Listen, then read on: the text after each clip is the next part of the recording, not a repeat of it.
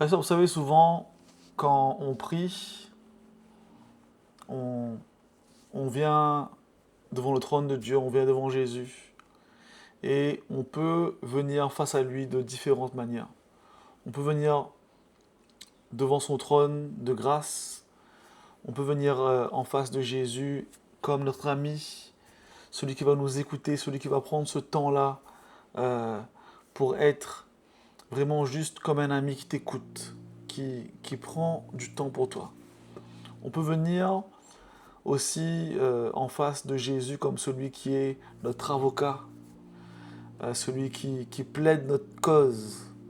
On peut venir aussi devant Jésus comme celui qui intercède pour nous auprès du Père. Et vous savez, dans la parole, on voit que Jésus souvent se manifeste sous différentes facettes. Et on parle de l'agneau immolé, qui s'est sacrifié, qui a vraiment tout pris pour nous. Mais on parle aussi du lion de Juda. Et lorsque on vient à Christ, lorsque l'on vient dans sa présence, et que on s'attend à lui, vraiment comme celui qui est le lion de Juda, c'est pas du tout la même approche. Et vous savez, on a lu ensemble un verset, enfin en tout cas j'ai déclaré un verset, ce verset qui est 2 Samuel 22 au verset 2. Vraiment un verset phare, un verset clé de la parole de Dieu qui est l'Éternel est mon rocher, ma forteresse et mon libérateur. Dans ce verset, ça regroupe en réalité trois facettes de Christ. Christ qui est le rocher, Christ qui est la pierre angulaire. Celui sur qui on doit bâtir, construire, celui... Vous savez, la pierre angulaire, c'est la pierre qui permet de maintenir la structure. Si on enlève cette pierre, la structure s'effondre. Ça veut dire que c'est une pierre indispensable. Donc, lorsque dans ce verset on dit l'Éternel est mon rocher, c'est cette pierre indispensable sans laquelle les choses ne peuvent tenir. Sans ce rocher, tout s'effondre. Ensuite, ce verset dit qu'il est ma forteresse. Ma forteresse, c'est mon protecteur, ma protection. Celui qui me garde, me protège, et celui par qui je ne crains aucun mal. Parce qu'il est mon bouclier, il est ma forteresse. Et ensuite, ce verset dit qu'il est mon libérateur.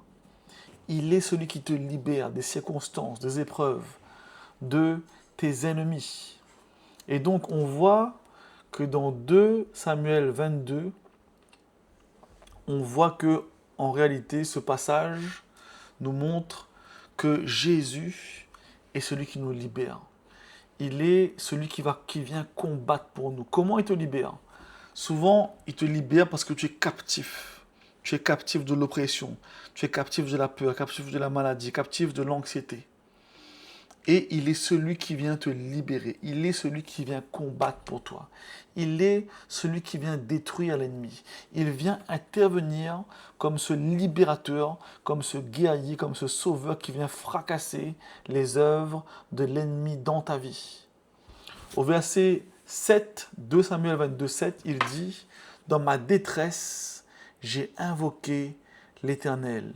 De son temple, il entendit ma voix. » Lorsque tu es dans la détresse, lorsque tu cries à lui, alors il entend ta voix. Et il intervient, il se lève pour combattre pour toi. Lorsqu'il se lève pour combattre, la terre est ébranlée.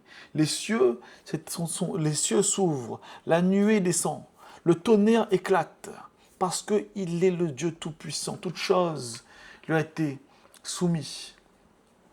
Et si vous prenez le temps de lire ce passage, ce chapitre de la Bible, 2 Samuel 22, ce passage en réalité montre comment le roi David avait compris que lorsque tu invoques l'Éternel, lorsque tu cries à lui, il intervient comme un Dieu puissant qui vient détruire, fracasser tes ennemis, te libérer de toute forme d'attaque de l'ennemi.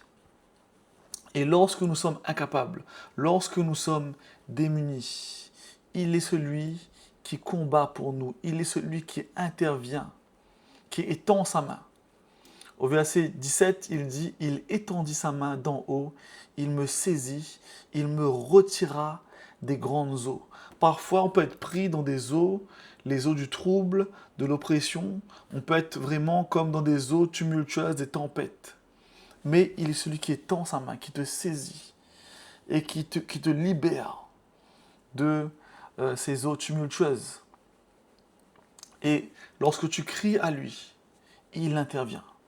Donc je ne sais pas ce par quoi tu traverses, mais sa parole dit qu'il intervient, il te sauve, il te libère, il te dégage des situations qui peuvent paraître même sans solution. Et il est tellement puissant que rien ne tient devant sa face. Sa parole dit qu'il fait plier ses adversaires. Il fait plier tous tes adversaires devant toi. Tes adversaires s'inclinent devant toi. Ces adversaires chutent devant lui. Ils ne sont pas capables de tenir face à sa puissance. Parce que nous avons un Dieu puissant. Et quelles que soient les épreuves, quelles que soient les difficultés, quelles que soient les choses auxquelles on peut faire face, n'oublie pas, mon frère, ma soeur, que Dieu est celui qui est capable de te délivrer, d'intervenir, de te sauver, de détruire toute œuvre de l'ennemi qui voudrait nuire à ta vie. Parce qu'il accorde la délivrance. Il accorde la délivrance à ses enfants. Il accorde la délivrance à son peuple. Parce que c'est un Dieu grand, c'est un Dieu bon, c'est un Dieu miséricordieux. Au verset 51, il dit, il accorde de grandes délivrances à son roi et il fait miséricorde à son oint, à David et à sa postérité pour toujours. Nous faisons partie de la postérité de David. Donc, nous pouvons nous saisir de ces promesses. Nous pouvons nous saisir de cette vérité qui est que Dieu combat pour nous. Dieu se dresse devant l'ennemi. Dieu est un Dieu puissant. Mon Dieu est fort et puissant. Et celui qui est pour nous est plus fort que celui qui est contre nous. Donc, quelles que soient les épreuves, quelles que soient les difficultés, quelles que soient les choses auxquelles tu peux faire face, même si, comme on l'a vu, tu es dans les eaux troubles, des difficultés, il est là pour te délivrer. Même si tu as l'impression de perdre pied, d'être déstabilisé, il est ton rocher.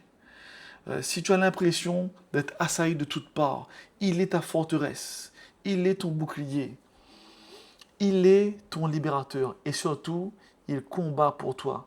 Vous savez, parfois, on essaye de s'en sortir tout seul. Mais Dieu, à un moment donné, te dit, laisse-moi faire. Assieds-toi, je dresse une table devant toi, devant tes ennemis, et c'est moi qui combats pour toi. C'est moi qui interviens en ta faveur. Et toi, juste, assieds-toi à ma table, mange ces plats que j'ai préparés pour toi. Repose-toi, entre dans mon repos, décharge-toi sur moi. Et alors, je vais intervenir dans ta vie. Alors, je vais soumettre tes ennemis. Alors, je vais te délivrer de l'oppression, du combat. Je vais intervenir en ta faveur. Pourquoi? Parce que Dieu tient ses promesses et Dieu accorde la délivrance. Dieu fait miséricorde à son oint. Maintenant, nous sommes des chrétiens, nous sommes des petits oints. Un chrétien, c'est un petit oint. Et ce verset dit quoi? Il dit qu'il fait miséricorde à son oint, à David, à sa postérité pour toujours. Alors mon frère, ma soeur, saisis-toi de cette promesse. Positionne-toi, laisse-le vraiment agir dans ta vie. Laisse-le combattre pour toi, laisse-le intervenir pour toi. Dans le nom précieux de Jésus-Christ.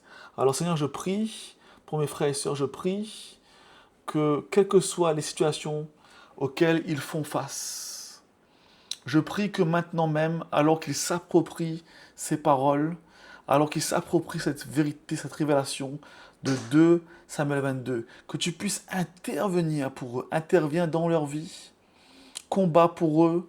Tu es, comme ta parole dit, leur forteresse. Tu es leur roc. Tu es leur libérateur. Et je déclare dans le nom de Jésus que tu interviens puissamment dans leur vie, que tu les délivres, que tu combats pour eux.